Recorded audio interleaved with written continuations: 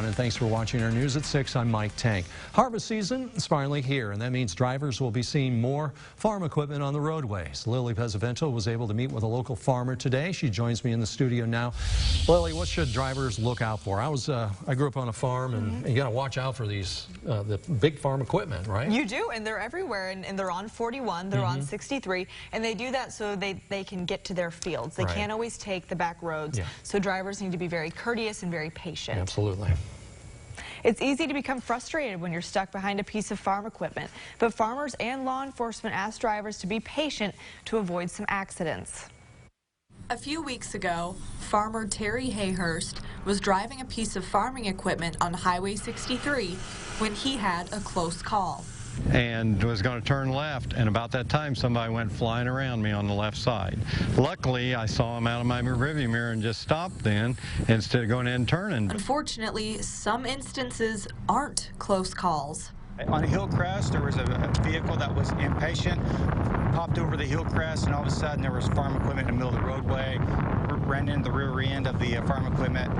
Farm equipment didn't receive too much damage, however, the passenger vehicle did, and unfortunately that individual was transported to the hospital. Farmers use main roads and country roads to access their fields, and they can only go so fast. Some of the newer equipment will do 22, 23 mile an hour, but some of the older equipment 15, 18 mile an hour sometimes. So it's not anywhere near as fast as the general public travels in the cars. Because harvest is so late this year, many farmers will be out on the roadways after sundown.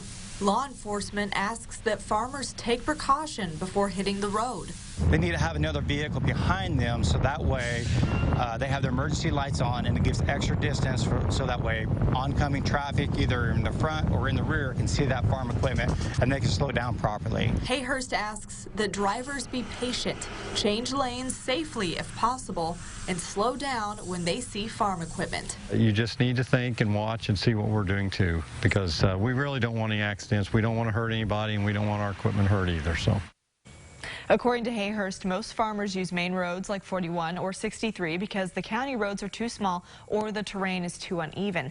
And they don't plan on staying on the roads for too long. At most, many spend about 20 miles or so on the roadways. Yeah, you want to kind of, I know, I always want to get off as fast as I can. I know, I do too, but I'm always late, so that's why. Yeah, well I'm talking about farm equipment. You know, when I was driving that, you wanted to get off as soon as possible, just because of the drivers out there. So obviously, if they're allowed on 41, what places can't they drive? Well, they can be 41, 63, of course, all the country roads, but they can't be on I-70. It's too dangerous for them to be on I-70, and if they are caught by a state trooper or police, they will be getting a ticket. We've reported on enough accidents on I-70. We have. We don't need any tractors on there. All right. Thank you, Lily. Thank you.